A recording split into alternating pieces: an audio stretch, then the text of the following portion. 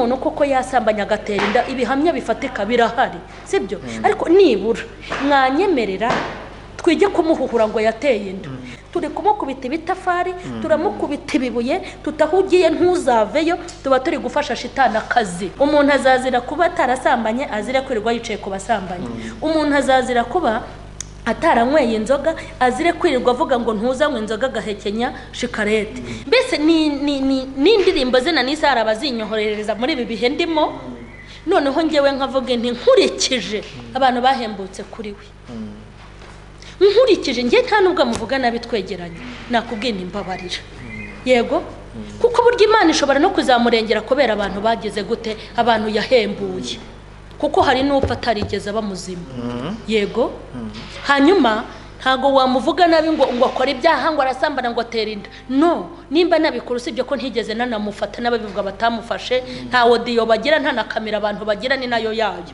ejo ashaka no kuvuga yuko ari abakozi b'Imana hari ubundi dufite abakozi b'Imana batera n'ibiraka kwa Satani aya magambo afite adresse ebyiri reka nkubwire nababwiwe n'Imana reka mbakubwire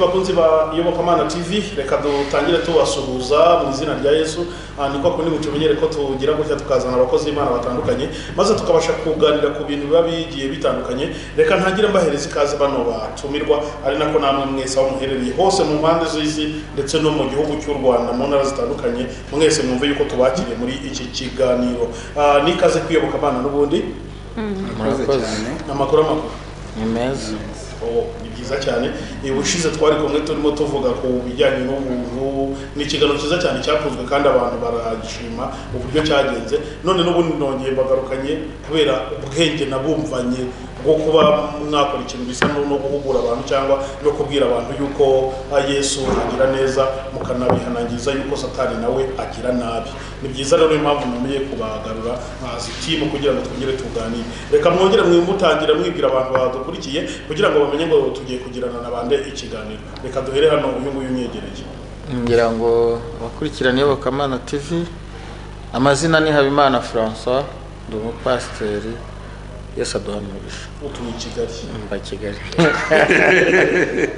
nanjye nitwa Mukeshimana Emerita ku izina rya Mama Sharirene ndi umumama w'abana 5 nanjye ntuye Kigali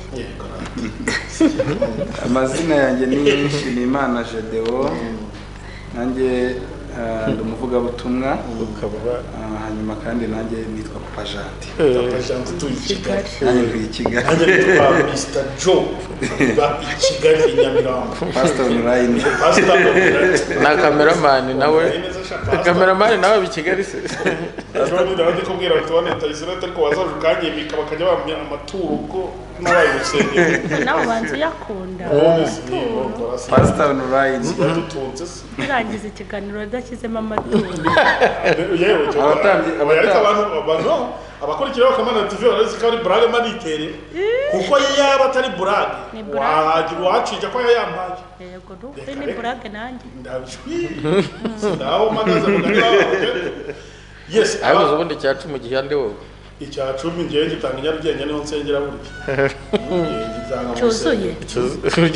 cyuzuye jawe ubundi ariko zo ubundi ngiye mubona ko icya 10 ukoresheje ivuga butumwa nagiye nkora n'uburyo bafasha abantu b'Imana kugezwaho n'ubutumwa bwiza uriya mubona ngiye nta kintu nkwiye nawe uragikwiye Imana nyene ukorera izaguhemba cy'abantu bantu cyase mwaje mubambwira ko Imana ubwo niyo kurya waguhaye akazi ntabwo nikiraho abantu bamwe ibintu ubu no gusaba Imana ikampa ubuntu bwayo ubuntu bukampa abantu bakampa ibintu yes dore ko iyo umuntu aguhaye ibintu biturutse mu buntu bw'Imana nta gucyurira uzo umuntu uguha ikintu yarangiza akagucyurira nta n'umugisha abakorera nambe no wagucyuriye yaguhaye niba n'uwaguhaye wabuze wamugana noneho ibibazo umuntu gucyurira ngo amafaranga nta n'ikintu yaguhaye nawe nta ngo imyenda wirirwa wambara ngo n'amafaranga abantu kandi ntayo yigeze aguha we nta n'ikintu mbese ni babandi cyo koze hari wambwiye ngo ariko ngo mama muri kwiyamamaza ngo hariya kuri za kamera ngo mushaka amafaranga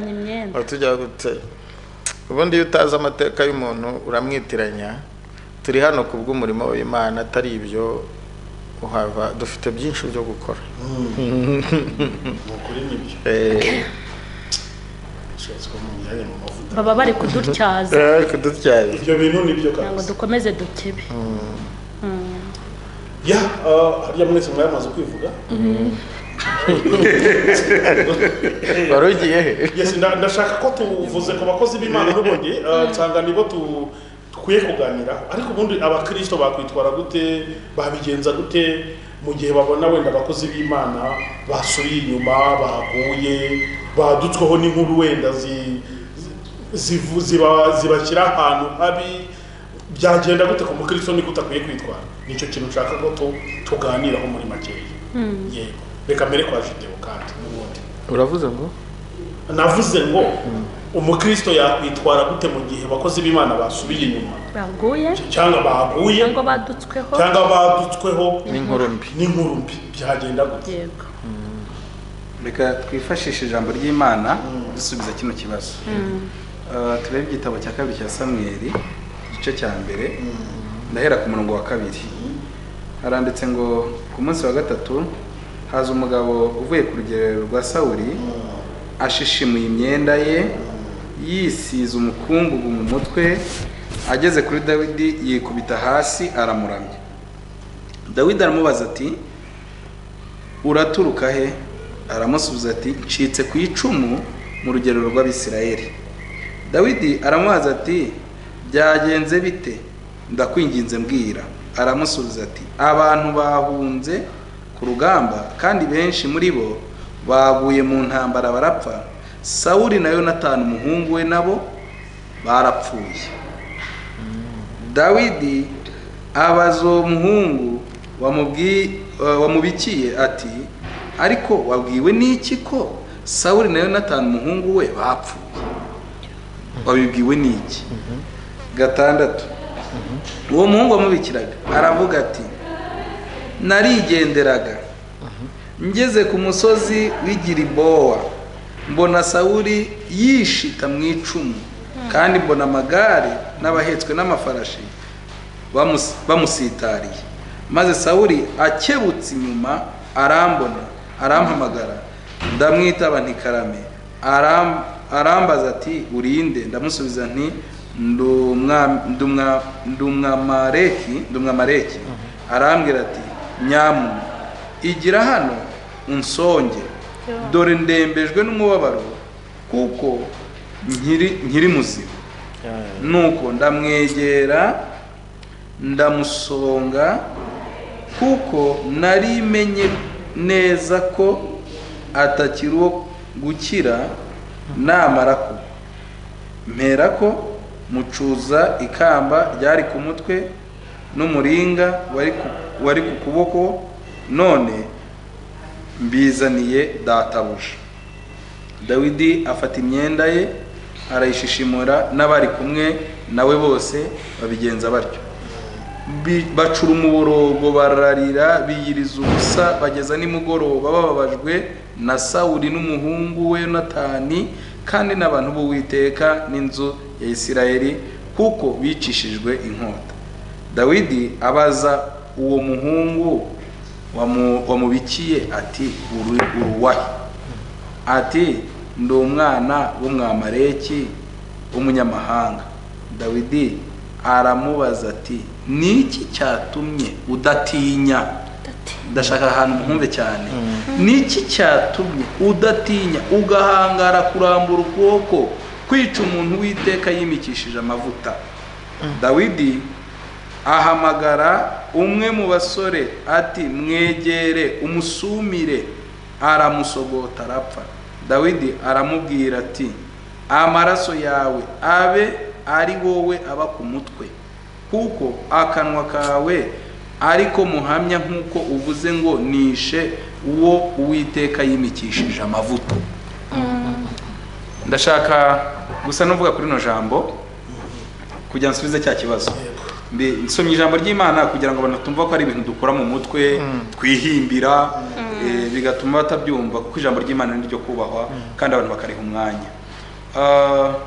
Iyo umuntu aguye cyangwa iyo umuntu agize esheke, twibukiranye ikintu kimwe. Umugani w'Abanyarwanda bavuga ngo hakosa ukora. Sinzi niba umugani namwe muzi. Hari naho bavuga ngo hihondo uri kubaka. Hihondo uri kubaka. Muri make kuba umuntu ari gukora ni gukosa. Kuko reka mvuge ngo umuntu uyu munsi wiri uryamye ntabwo byakorera kumujonjoramo ngo yakosheje ikintu runaka. Icyo yakosheje ni ubunebwe gusa. Ariko wagiye afite amakosa runaka. Ntiwanabira ibyuyu utagenze. Hanyuma hari abantu rero ahubwo dufite ikibazo bameze nk'uyu muntu wamenya amakuru, akamenya amakuru akayazanira abanzi. Ndashaka kuvuga icyo kintu. Ubundi mu buryo busanzwe imibanire ya Dawidi na Sawuli ni imibanire imeze nk'aho bari abanzi. Ngira ngo mwasomye Bibiliya murabizi neza. Ni imibanire yo kumva ko uyu muntu yaje kubikira Dawidi azi ko hari ishimwe cyangwa ingororano ari buhabwe kuko umwanzi wari watumye Dawidi aticara ku ntebe nta gihari. Niyo makuru arazanye. Yaraje nko gusa kumubwira ati kumura noneho intebe urayibonye none ni nanjye unamwe kwishyiraho ko nawe umwirangije burya ko ari ukugira ngo atazamurya. Abona ibihembo uvuga ati wijya gukora investigation ngo urebe ngo se yapfuye cyangwa aracyahumeka. Mvuye none namwishinge ndabirangije rwose. Ninjye umutikuye aho wowe nshima fata ingoma wicara yari ivuga uti premier ministre rwose akwiye kuba wowe umpesheje ingoma. Yumvaga ari ibyo ngibyo. Ariko ndashaka kubabwira ikintu kimwe. Dawidi yarebaga kure. Niba mubyibuka nawe yavuze ijambo rikomeye, aravuga ngo asa n'ushaka kugaragaza ko Imana izamugirira ineza ye abanzi be bakiriho.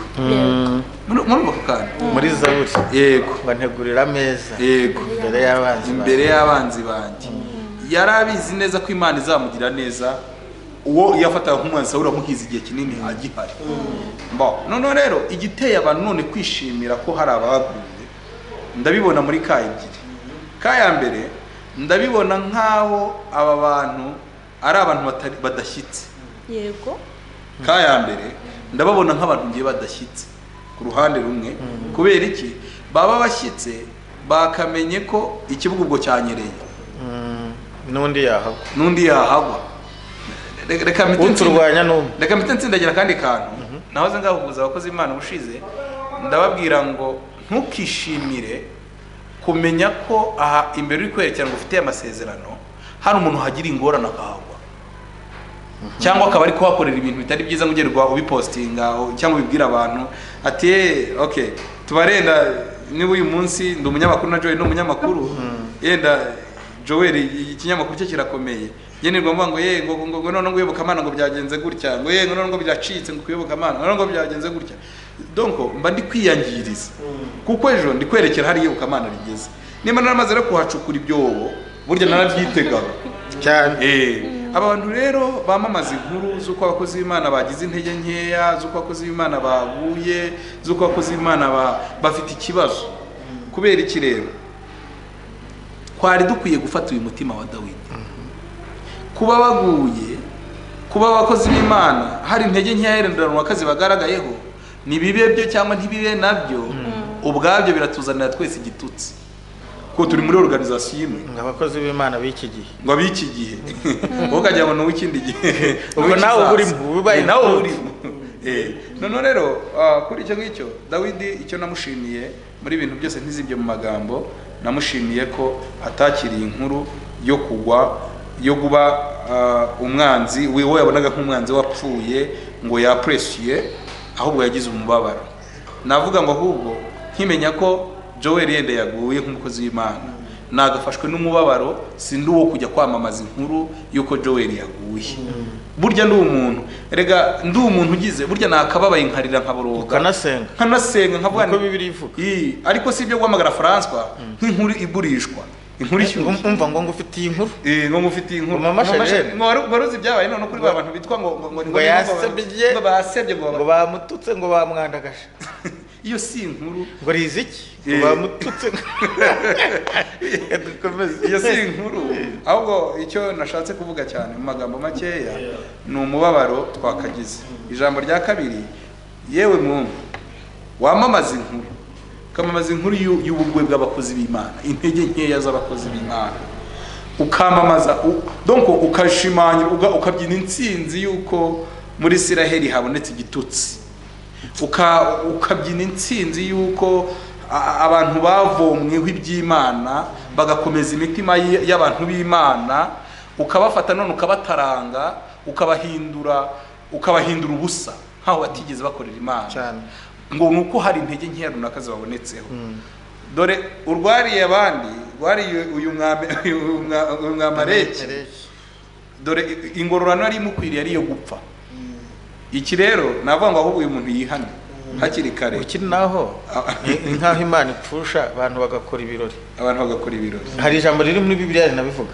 ngo ndapfusha yego muri Yesaya bagaseka ariko bo bapfusha bakarira yego yego ni icyo ngicyo rero navugaga cyane navugaga ngo ntabwo binejeje si ibyishimo kuba hari abantu runaka bagize intege nkeya y'abakozi b'Imana abantu ejo baciye ahantu bakahasiga amateka y'ubwami bw'Imana bakavugira Imana ariko umuntu akaba ahagurutse erega buriya reka mbabwira kandi kantu gakomeye yenda sokwize mu magambo mbabarire Sawuli uyu yayoboye imyaka 40 ingoma ye yamaze imyaka 40 hanyuma Sawuli yagiyeho yimitswe n'Imana mwumva kantu abantu batajya bitondera ajyaho bitewe n'induru n'urusaku rw'Abisiraheli nicyo cyatumye ajyaho ngo bashaka umwami noneho mbe n'ikintu gitangaje Imana ibwira Samweli yaramubwira ati wowe humura si wowe banzi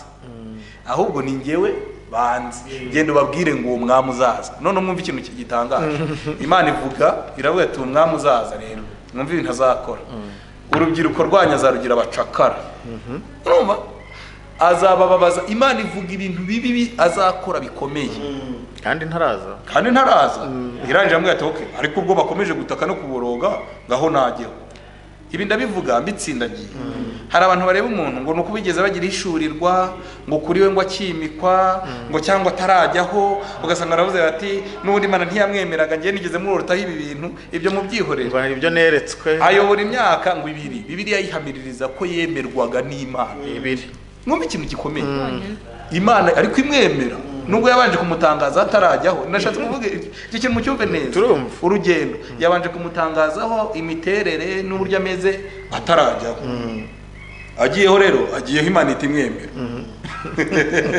ayobora imyaka 2 Imana imwemera ari umukozi w'Imana Imana imwemera 38 yo ayobora yaramuciye ariko se mwumva yaramuciye zugera umuca nka rubanda umuntu wamugomeraga kandi Imana namuciye Imana yamuhanaga hoya nkwibutse ko n'umwuka w'Imana ukimuri ntuzi ko ageze ku gasozi k'abahanuza akongera agahanura niyo mpamvu rero kugwa kw'abantu b'Imana kugwa kw'abakozi b'Imana kubonekwa nk'intege nkeya ku bakozi b'Imana ntabwo ari intsinzi ntabwo ari ibyo kuvuza amacumu ntabwo ari ibintu by'umunezero ni ishyano ahubwo umuntu ubijyamo inyuma agashaka kubizamuka mu bundi buryo we mba numva afitanye urubanza n'Imana gusa ahubwo abantu bihana bagarukira Imana murakoze cyane ntizimye mu magambo twumve na mama Sharene nicyo abivuga ibyo muvuze ni ukuri yatangiye avuga ngo abo bantu ndumva bavuga gutyo wenda ntibanashyitse nanjye nabifata nko kuba kudashyika deje ashobora no kuvuga yuko ari abakozi b'Imana hari ubundi dufite abakozi b'Imana batera n'ibiraka kwa Satani aya magambo afite adresse ebyiri reka nkubwire nababwiwe n'Imana reka mbakubwire reka mbigusobanurire hari igihe bazajya badutuka ngo ni bene data nta n'icyo dupfanye siko kuko burya abana bose ibere rimwe aramenyana. Rego umukozi n'umwana burya baratandukanye. Yego, kandi amaraso ya Yesu arakururana. Uzi ko hari umuntu muhuza umva mugahuza mutarasurana mugahuza mutaraganira mwanicarana gutyo kumva amaraso ya Yesu muri kumwe. Hari n'undi ukwegera ukababuga ubushawe. Hari umuntu amwe ngo dukorane ikiganiro nkakubwira ntimbabarira naba nabuze n'ibyo nkora nkajya mu buriri, kuko burya hari rukuruzi tubamo, sibyo?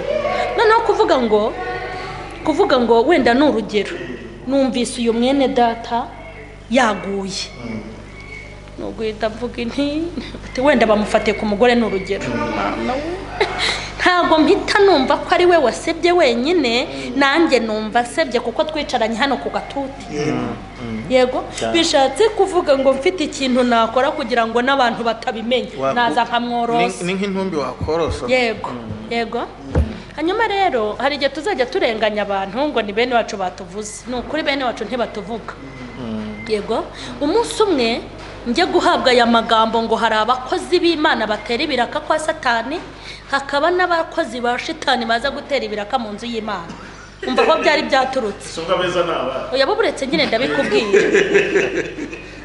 Urabona kumwe umuntu asinya kontra ahantu agasinya kontra ahantu, sibyo? Yamara gusinya kontra ahantu akaba umukozi waho wasinye kontra, ariko yabona turaka ku ruhande akajya nimugoroba atashya avuye mu kazi. Yego. Hanyuma hari ikintu natekereje Imana imbwira aya magambo. Naravuze nti none se ko mbona nkuri yavuga mu rurimi kabona abwiriza kabona afite n'amagambo y'Imana avuga n'iby'ubugingo kucyameze kuriya.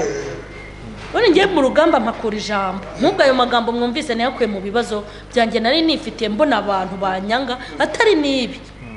Havuga se ko mbona ari umukozi w'Imana ashobora kuba anasobanukiwe iby'Imana, n'ukubera iki nawe yifashe kuri akabigenza kuriya.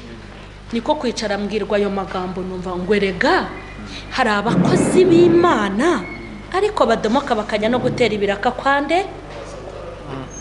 Imana biturinde. Yego, uceceka wumve.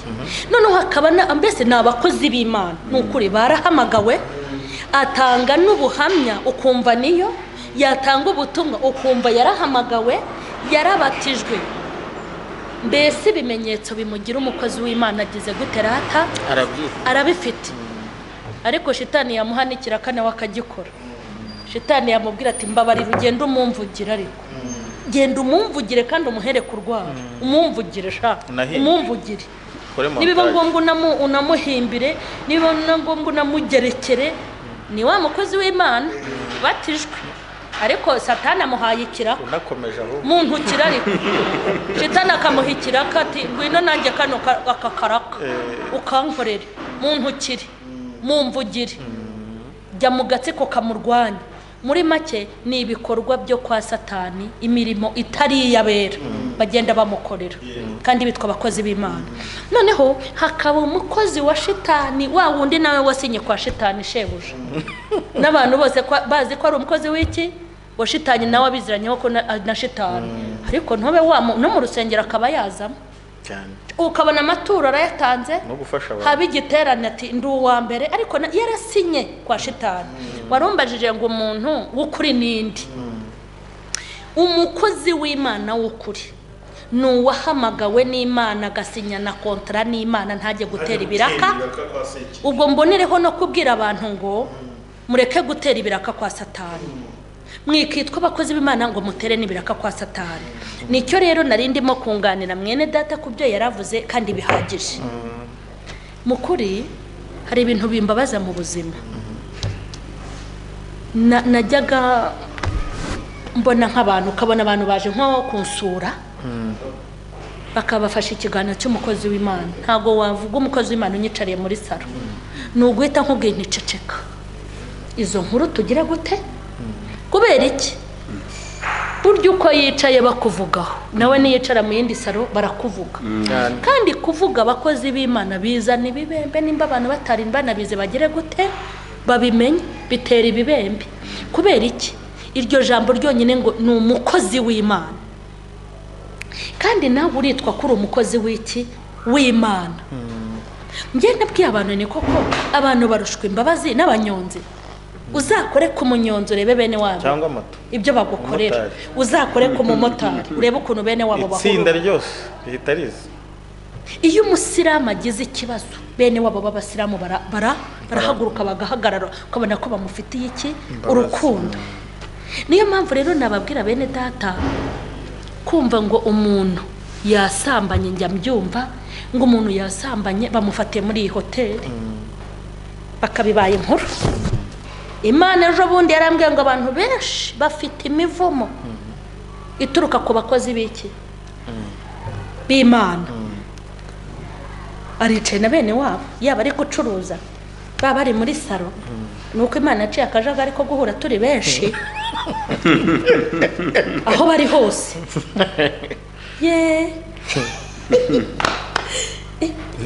Noneho yateye undi wa kabiri izaba twikurura, izaba iraza kubagaragaza. Reka mbabwire, tuve mu kuvukana kuri Kristo mu buryo bw'umwuka. Uramutse wumvise n'umuvandimwe bawe bamufashe ngo yibye, wumva ugize ipfunwe, ukumva mbese ufite uko wamwiyomoraho ko mutavukana, wabikora. Kubera iki? Yagiye ku karubanda kuko mwose ibere rimwe ariko arasebye. Noneho umbwira abo bantu ngo bavukana bose ibere rya Kristo bacanirana ibicu. Kandi njye mbwira abantu burya biriya bintu byo gucanirana ibicu, uravuga ngo yaguye, ntago wowe uzagwa, nawe ntago yarazi ko azagwa. Aramwishima hejuru ngo yagize ibyago, wowe ntago uzi ibyago bikurindiriye.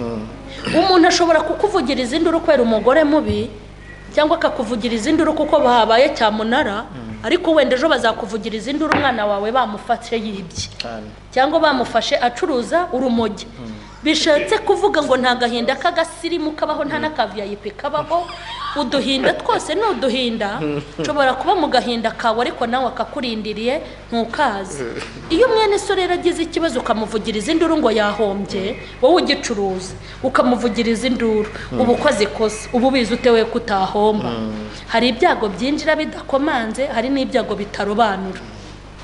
Biteye isoni, biteye n'agahinda kwicarana n'abapagani uvuga ukuntu ntuza bamuteye inda. Wa mukobwa umwe wajya guca, uzi ko burya ngo twite. Iyo ni inkuru yo kuvuga ngo yakoze divorce. Iyo ni inkuru yo kuvuga kandi ukumva ni inkuru ishyushye, ukumva ni oye bakavuga nta na video zivuga kuri ibyo bintu uzabirebe, bakazitanga nizo zirebwa cyane ijambo ry'Imana. Shyiraho entertainment, nturebe ko wenda ashobora kubwiriza nkarebwa na views 3,000 cyangwa bingahe simbizi. Ubu bavuze ngo wasambanye cyangwa yo kwa Chinara Yesu. Iyo video yagucururiza Jo yakora umuti. Hanyuma bene data, kandi umva ikindi bakozi b'Imana, ngo nta jambo na rimwe ritazajya mu rubanza. Mbese ibyo bintu abantu bajya babyumva, bagiye baza tukarundarunda bene wacu. Kuba umuntu yakishima ati ndajya kwitangaza amakuru byose ndabivuga, burya naho umuntu yaba abizi ntakwiye kubivuga. Muri make dufite n'igishitingi kinini tworose abacu basambanye, abateye inda n'abazikuyemo, abibye bakabafunga n'abavuye muri gereza. Dufite igishitingi twaborosa ntihagire ubimenya, twaba tugize Imana. Kuko kubimenya niko kurushaho gupfa kuri benshi.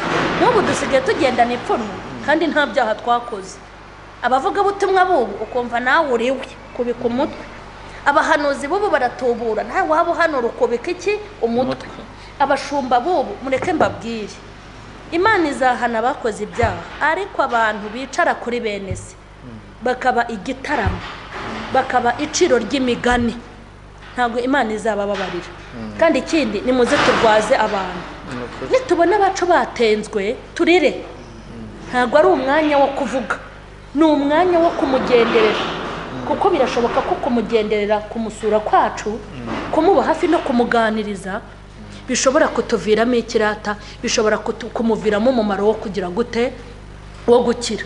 Mwari muzi ko shitani atwicira abantu tukabahuhura, arabica tukabahuhura. Bya jambo wa rimwe wavuze arabica kandi burya umuntu utarahera kuka ushobora kumuvuza ushobora kumwondora agakira. ni nka bya bindi Dawidi yavuze ati kuki wamuhuhuye nawe bagusumire. hari urubanza se rwamugiyeho. dufite abantu b'abarwayi bacu batarapfa ngo tubashyingure burundu, kandi burya abantu bazashyingurwa mu muriro utazima Yesu yaraje.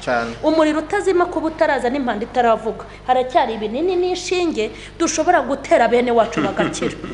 Ishinge z'urukundo, nimba umuntu koko yasambanya agatera inda, ibihamya bifatika birahari, sibyo? Ariko nibura mwanyemerera twige kumuhuhura ngo yateye inda, twamweretse ko ibyo yakoze bibaho se, hanyuma tukanamubwira ngo nagaruke. Ariko gukomeza kumukubita ibihosho tukanamugerekeraho n'abandi yateye inda atarabikoze, tukavuga ngo burya n'urugo rwa ntuza niwe waruhiritse, ngo burya na wa mukobwa yandi yavuyemo niwe wayimuteye.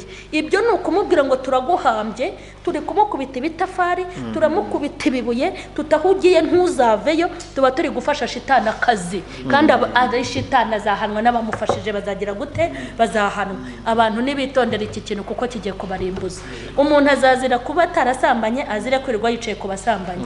Umuntu azazira kuba ataranyweye inzoga, azire kwirirwa avuga ngo ntuzanywe inzoga agahekenya shikarete. Abantu nibitondera abantu b'Imana. Ikindi kuki abarwayi bacu tubashakira ibitaro tukabavuza, tukabashakira n'abaganga bakomeye tukabajyanayo, byanaba ngombwa tugatanga yacu tugakoteza, bakurira indege ngo bajye mu Buhinde n'ahandi kugira ngo bakire. Kuki tutakoresha uko dushoboye ngo natwe abarwayi bo mu buryo bw'umwuka turebe imiti ari ijambo, ari ibyo twamupangira akarya, sibyo? Ibyo byamuteye kujya mu byaha, turebe uburyo twabavuza. Ese muryango tuvuje aba barwayi b'Imana bagakira, Yesu yavuze ngo iki? Igihe yatambukaga ku Musamariya, yego Yesu ni Umusamariya mwiza, igihe yatambukaga ku muntu wari urembye ngo bamukubise baramuta, yego bakoresha abanyamategeko ngo bagakikira, umunyuzeho agakikira. Oya, abapagani bakikire n'abakristo bakikire, ngo ariko Yesu Umusamariya mwiza ngo amugezeho, haleluya, ngo aramwegura, amwomora ibikomere, haleluya, ngo amujyana kwa muganga. Arangije aravuga ngo atanga ibiguzi, aravuga ngo aya nashira mugashyiraho ayanyu, ninza sifa kwa Mungu nzabishyura ayo mwamutanzeho, hanyuma nzanabahembera ko mwamurwaje. Uwo murwayi ninde? Ni wa muntu ukora ibyaha umeze nk'igicuri. Imana imbabarire nasambanye, neje akabasubiyeyo nitumurwaza. Mu gihe impanda itaravuga ngo bamwe bajye mu ikuzimu abandi bajye mu ijuru, haracyari amahirwe. Ntago Yesu yavuze ngo muhuhurira abarwayi, yaravuze ngo nitubarwaze. Rero kubarwaza ni uguti. Iryo jambo nigeze ndibwira umuntu w'umuyobozi, ndambwira ko mbabaze, reka nemere ko mama Shena ari umurwayi. Yesu yaravuze ngo mumuhure, cyangwa yaravuze ngo munsure, munandwaze. Ubundi murwaza umuntu mutazi yataha. Yaravuze ngo tumurwaze, mumurwaze, hanyuma mwanyemereye tukarwaza abantu b'Imana. Yesu ntago yavuze ngo izitsindagira tujye tuzihuhura, nimba yacumbagizaga kamwe nako tukavune. Yaravuze ngo izitsimbagira, gutsindagira, izicumbagira ni muzunge, nizavunitse. Haleluya. Kandi gucumbagiza abantu b'Imana, tukabasindagiza, tukabomora ibikomere, tukababa hafi. Ntabwo abakwiye komorwa ari abanyabibazo gusa, n'abanyabyaha tubabe hafi. Ntabwo yigeze avuga ngo tubajugunye, kuko ari ukujugunywa ninde wasigara. Niyo magambo Yobu yavuze. Yaravuze ngo reka mbyemere ko ibyo muvuga ari ukuri. Yego wenda koko ndazira ibyaha nakoze, ariko se mwebwe ibagenzuye yababuramwe amakosa? Bivuga ngo hari amakosa natwe twari gukora katwicisha, ariko imbabazi z'Imana zitubeho. Hanyuma rero umuntu ushaka kugirirwa imbabazi nawe muze turwaza abantu bacu. Hari umuhanzi njya nkunda, sibyo? Hari umuhanzi nkunda bamuvugaho ibyaha yakoze, ariko nakiba kindirimba zo kuntu zakejeje isi. Nano turi kuvuga abantu. Ngewe narebye indirimbo yakoze, sibyo? Ndeba ukuntu yakejeje abantu bari bafite ibikomere, bari bafite iki. Mbese ni indirimbo ze nanisa arabazinyohorereza muri ibi bihe ndimo. Noneho ngewe nkavuga nti nkurikije abantu bahembutse kuri we, nkurikije njye nta nubwo amuvuga nabi twegeranye nakubwiye nimbabarira yego kuko burya Imana ishobora no kuzamurengera kubera abantu bagize gute abantu yahembuye kuko hari n'upfa atarigeze aba muzima yego hanyuma ntago wamuvuga nabi ngo akora ibyaha ngo arasambana ngo atera inda no nimba nabikora usibye ko ntigeze nanamufata n'ababivuga batamufashe nta audio bagira nta na kamera abantu bagira ni nayo yayo ariko naho yaba yabikoze reba imbaga nyamwinshi abantu bararuhutse abantu barabohoka na niyi saha indirimbo ze bajya bazinyoherereza hehe ahangaha kubw'ibintu yakoreye Uwiteka akarwanira ishyaka Uwiteka ibyo bigomba gutuma hari amasengesho musengera mbwira Imana ngo uzongere uzareba bamukiriyeho nawo mukize nimba ibyo bamuvuga ari iki ari ukuri nimuze turwaza abantu b'Imana bakire nkuko turwaza imiryango yacu igakira yego uwo muhanzi ni Theo wose ndagira icyo mvuga gato ku byo bavuze bene data rwose niwe niyo abantu baramuzi bari guhita banamumenya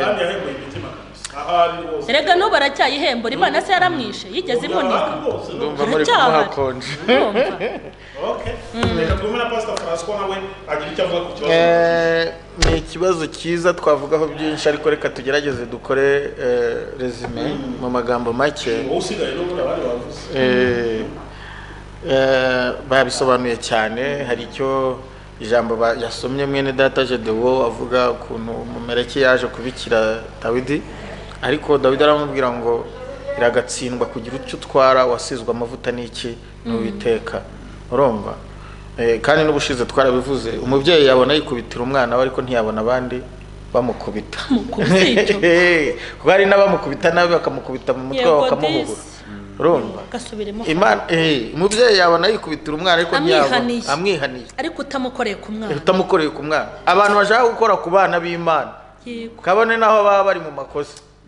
bazabipfada bazayireke yihanire muri Yosuwa nako Yosuwa ngo Satani amushinja ko yambaye umwambaro w'ibizinga mu gitabo cya Zekariya ibice 3:3 uzi ngo marayika kuntu yabwiye Satani ngo Uwiteka guhana ngo kuko uyu nguyu yari umushimu wakijijwe akuwe hehe mu murimo kandi Yosuwa ngo yari yambaye umwambaro w'iki ibizinga Imana idufasha none se reka mbaho urugero uzi ko yari yavangiwe agakeka ko Hana yasinze Hana ariko kubwo guca bugufi aramubwira ati ntago nasinze ahubwo nagahinda ndi kurira Uwiteka Imana uzi ko icyo yatuye kuri Hana cyabaye yego ntabwo ngo Uwiteka aguhe icyo uri kugira ute umusaba hari igihe umuntu akuzaho ariko akaza yabanje kukubwira ngo ariko ngo nsengera ngo ndebe ngo ko byemera ngo barambwi ari ibintu nutubaho umuntu Imana yatoranije ntuzubaha n'Imana utabona bishoboka ntabwo uzubaha Imana utabona Imana idufasha hari ijambo rero bakomeje gukoresha cyane iyo bita gukomekera ku rugamba no kugwa ku rugamba uzi ko mu gisirikari nubwo nta kibayemo ariko amakuru njya nyumva umusirikare uguye ku rugamba bashobora kurwana ku ntumbi y'umusirikari runaka uko bimeze ariko cyane ubundi arasa intumba yifite gutya cyane akayiheka akarwana kugira ngo akunde intumba yibohoza haduye atamusigara haduye adasigarana intumbi akayishinyagurira ariko bene data intumbi twazitaye ku rugamba twebwe turishimira ko bazifasha nikizamura amapeta ku basirikare cyane ntabwo ari ubwinshi bw'amasasu warashe ahubwo iriya ntumbi y'umusirikare wanyu warwanyeho ukayizanana n'ibikoresho ibyo bintu bizamura ipeti ry'umuntu amina ntabwo rero ari uburyo wavuga ngo narashe amasasu 1000 niba baranoze bapfata n'icyo bamwishe ibyo nta kintu bimaze ariko intumbi warukoye ukayizanana n'ibikoresho cyangwa inkomere warwanyeho itapfuye ukabasha kuyikiza ukayigeza kwa muganga nacyo ni ikintu gikomeye komerekera ku rugamba Bani dufasha rega ushobora kuba utararukuyeho no muri turi abasirikari beza bogejwe mu maraso haleluya Imana ishimwe uziko mwari mutumye ngiye kugira nta kibazo turi abasirikari beza ari ijambo rinejeje hariya Paulo yabwiye abantu aravuga ngo bene data nihagira uwadukwaho yego n'ikibi ngo umusange ugira ute umuganiriza ngo niyanga ushake mugenzi wawe niyanga ngo mube batatu niyanga ngo mumushyire mu itorero apana hanze, ngo ibyo byose nibinanirana. Ntabwo yavuze ko mujugunya hanze y'itorero. Ibintu byo gutonga burya abantu bakwiye kubyitondera. Yaravuze ngo mumutunge mu rusengero, ngo mumufate nk'umunyamahanga. Niko handitse muri Bibiliya, ngira ngo iryo jambo murabizi. Hari ahandi hantu muri Yuda igice cya mbere umurongo wa 9, Bibiliya iravuga ngo nuko Imana ihagarara ku ntumbi ya Mose. Ubwo Satani yaburanaga intumbi ya Mose, avuga ati dore wamubwiye gukubitaho rimwe akubitaho kabiri, n'uwanjye mumbi. Ariko Bibiliya iravuga ngo marayika w'Uwiteka Imana ahagarara ku ntumbi yande ya Mose. Ndagira ngo mbabwire ko hari Imana igihagarara ku ntumbi y'umukiranutsi. Ntabwo ari intumbi y'umuntu, ni y'umukiranutsi, ni intumbi y'umusirikare. Ntabwo ku rugamba bapfa gutoragura intumbi zose. Ni intumbi y'umusirikare, ni intumbi y'umuntu w'umukiranutsi waguye ku rugamba. Ngo Imana ihagarara aho hantu icyo gice cya Yuda muzagisome mwumva ibintu birimo igice cya mbere. Haravuga ngo hariho n'abandi ngo bapfa gutuka ibyo batazi, ngo bakizanira umuvumo. Niko hatsoma ariko batuka ibyo batazi. Ni batuka ibyo batazi muri Yuda igice cya mbere. Ehere ku murongo wa 9 umanuke hepfo gatoya wumva ukuntu wavuga. Bene data mu mubwiriza ibice bine akiri kureba hariya Yuda igice cya mbere umurongo wa 9. Ngo nyamara Mikayeli ari we marayika ukomeye, ubwo yatonganaga na Satani agira impaka nawe yatonganye nande na Satani, agira impaka na kuri nde. Komeza wumve.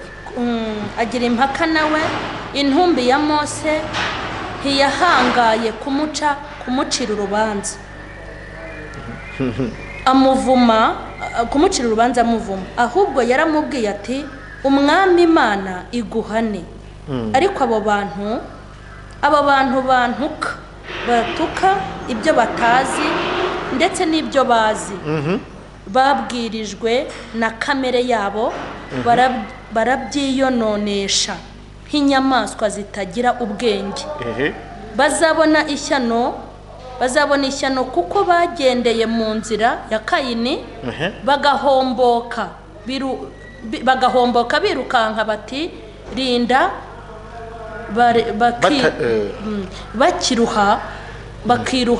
bakiroha mu cyaha cya Baramu, bohejwe n'ibiguzi, bakarimbukira mu bugome bwa Kora. Nuja kurekera abo ni intaza. Ngo ni intaza avuga ibintu byinshi bikomeye cyane. Imana idufasha. Imana ihagarara. Bibiliya iravuga ngo kugeza na n'ubu nta muntu uzimva yande ya Mose. Mwibuka ko Yesu ubwo yahinduraga ishusho ye ukundi, cyangwa se ubwo yasaga ukundi, na Mose yagize gute? Yahagaragaye. Imana idutabare, Imana idufashe kandi turengere. Bene data, Nehemiya 2:17 haravuga ngo mbese nimba ari 2 nimba ari 3, ariko umurongo wenda wibuka no wa 17, ariko ndumva ari 2. Avuga ngo Nehemiya mureba ko tumeze nabi, ntimureba ko tumeze nabi. Ni 2:17. 2:17. Ngo mpera ko ndababwira ntimureba ko tumeze nabi, ko i Yerusalemu habaye amatongo n'amarembo yaho akaba yarahiye. Nimuze twubake inkike z'i Yerusalemu, tutagumya kuba igitutsi. Tekereza Nehemiya, kandi mbibutse ko Nehemiya uri kuvuga ibi ngibi yari ameze neza, yari avuye mu kindi gihugu cy'ubunyage akomeye, yari umuhereza w'umwami. Ariko kuba bene wabo bameze nabi, ananirwa gusinzira, ava ku murimo w'ubuhereza, ava ku murimo wo kuba ibwami, ajya kubaka inkike z'i Yerusalemu, ajya kongera kugaburira icyubahiro cy'Imana mu bantu bayo. Ntimureba nawe yishyizemo, ntimureba ko tumeze, kandi wari kurya arambaye, ariko kuko hari abandi bameze nabi, aravuga ati mbese ntimureba ko tumeze nabi, nimuze tugire gute? Twubake, tutaguma kuba igitutsi mu bantu. Mani turinde kuba igitutsi muri iyi minsi. Ndumva ari ibyo navugaho. Kandi reka nkunganire twuzuzanye n'iryo jambo muri Nehemiya ibice byaho 5, ngo abantu bitotombera uburetwa bw'Abayuda bene wabo. Abantu bitotombera uburetwa bwa bene wabo bw'Abayuda. Ngo bukeye rubanda rw'Abayuda n'abagore babo ngo baritotomba cyane, barega bene wabo b'Abayuda. Baritotomba cyane barega bene wabo b'Abayuda. bene wacu. iri jambo Imana yarimpaye mfite ubutumwa bwitwa ngo intwaro n'abacu bazifite. Irarima bene wacu. Ntabwo twari dukwiye kwitotomba ku bwa bene wacu. Reka ngire ijambo nongeraho. Iki kiganiro ni cyiza. Dusomye igitabo cyo kubara ibice 9 umurongo wa 6 yenda kugera hepfo gatoya. Reka masome. Haranditse ngo hariho abantu bahumanijwe n'intumbi y'umuntu. Ntibabasha kuziririza Pasika kuri uwo munsi. Kubara ibice 9 umurongo wa 6 kumanuka. Ntibabasha kuziririza Pasika kuri uwo munsi. Baza imbere ya Mose na Aroni kuri uwo munsi. Baramubwira bati twahumanijwe n'intumbi y'umuntu, ariko byatuburiza iki gutambira Uwiteka igitambo mu gihe cyacyo cyategetswe hamwe n'Abisirayeli bandi. Umva none 8. Mose arabasubiza ati nimube muretse mbanze numva icyo Uwiteka ari butegeka ibyanyu. Uwiteka abwira Mose ati bwira Abisirayeli uti nihagira umuntu muri mwe cyangwa mu rubyaro rwanyu uhumanywa n'intumbi cyangwa uri mu rugerero rwa kure, nubwo bimeze bityo aziririze Uwiteka Pasika. Ndashaka kuvuga akantu gatoya. Ndashaka kubabwira umana kwabaye kuri bano Bayisirayeli bakiyumvamo ko badakwiriye kuziririza Pasika. Bahumanijwe n'intumbi. Mose ati mbanze mbaza Uwiteka. Mwari muretse mbanze mbaza Uwiteka niba mwemere ko donc ari intumbi y'umuntu ibonetse mu kuziririza Pasika. Ndajya mu byumve neza. Intumbi ntibonetse mu kuziririza Pasika. Ko intumbi ntabwo ziziririza Pasika. Ariko nawe wahumanijwe nayo waje muri kategori y'intumbi. Utapfuye ariko wahumanijwe. Nawe wahumanye ku byo udakwiriye kuziririza Pasika. Muri make uko iyo ntumbi hejwe mu gitaramo cya Pasika niko n'uwahumanyijwe nayo nawe ariko ameze. Reka mbigarure mu Kinyarwanda muruze kumva cyane kugira ngo dufashe abantu benshi. Turacyari kuri cya kintu cyo kwibaza ngo abantu bacu baguye. Iyo umuntu aguye abantu benshi ntabwo ndi bubitinye. Hari igihe kimwe twyatumva mu itorero bagiye gutenga umuntu akavuga ngo twarapfushije ngo tugiragira ngo tubabikire ngo umurambo wacu. Noneho bakabiza numva ari umuntu bagiye kuzana mu rusengero se turajya kubishyingura ryari umuryango w'uyu muntu urihe, tukabibaza se barakura hehe, twabasomye amazina ati runaka tukumva biragize. Mu yandi magambo mu miterere y'abantu tutagendeye ku by'Imana uko bifata bumva iyo umuntu yakoze ibyaha aba yabaye intumbi. Hanyuma rero uko Abisirayeli bagize ingorane bo iyi ari intumbi bisanzwe umuntu nyine washize mu mwuka ubugingo n'umwuka byatandukanye ukiraba intumbi birumvikana. Uko niko none twebwe dufata abantu babo tukumva ni intumbi. Kizabikubwira iyo numvishe ko mu Masharene hari ikintu cyamubonetse ndamuhunga. Ntabwo Masharene niyo bamarete se Masharene muraziranye hano yata kahore burya kuyoboka Imana cyagihe sinzi ko nahageze nsanga nawe arahari kamwihakana da bitewe n'ibiri kumuvugwa bitewe n'ibiri kumuvugwa doko uko tubyumva. Yigeze atanga urugero rwiza aravuga ngo tuzi kurwana ku bantu bacu ndetse iyo tugize ibyago umuntu umuvukanye agakora icyaha tumwiyomoraho. Uko niko na n'uyu munsi tujya tubana n'abantu.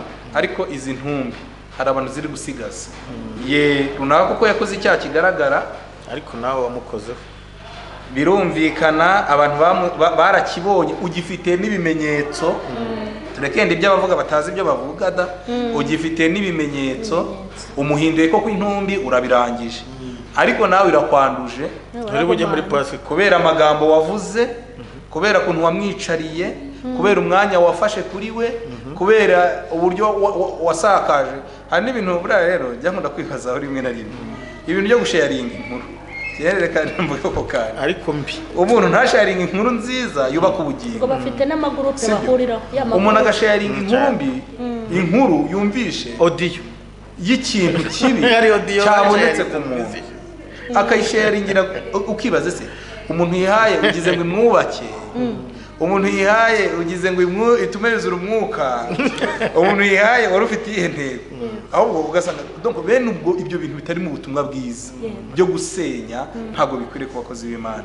Nashatse kubabwira kuri kano kantu kitwa kutanduzwa n'intumbi. Niba ko kuzi icyaha runaka yakoze, niba se udashoboye kumuririra, niba udashoboye kwinginga Imana waniceceke nyine ugaragaza ko udashoboye ntacyo ushoboye na kimwe. Niba udashoboye ibyo byose wigira ikindi kintu ugaragaza ko aricyo cyo waba ushoboye kandi kitari cyo. Mu magambo makeya rero nashatse kubabwira ngo kuziririza Pasika bisobanuye kuhereza agaciro igihango ufitanye n'Imana. Biravuze ngo ntugishyitse mu maso y'Imana niba abana b'Imana bagize ibibazo, niba ubwoko bw'Imana bwagize ibibazo, warangiza wowe ukicazwa no kwamamaza no gutangariza isi yose ko ari uko byagenze. Sinzera no nizize ibyo magambo yenda musome indi jambo. Oya nta kibazo. Nanone nabyo byiza kuyizimbamo. Muri cya gitabo cya Samweli cya kabiri niba aho nyadusomere yenda cyangwa marebe igitabo cya kabiri cya Samweli n'ubundi ni hamwe hafi naho twagarukiye. Igitabo cya kabiri cya Samweli cyo cya mbere umurongo wa 17 dusomera umanuke hepfo gatoya. Ngo nuko Dawidi aborogera Sawuli n'umuhungu we Yonatani. Uyu muborogo abategeka kwigisha abayuda indirimbo y'umuheto yanditswe mu gitabo cya Shamu. Icyubahiro cyawe Isiraheli kiciwe mu mpinga z'imisozi. Erega abanyambaraga baraguye, ntimuzabivuge muri Gadi, ntimuzabyamamaze mu nzira z'Abashikeroni. Abakobwa b'Abafilisitiya batazanezerwa, abakobwa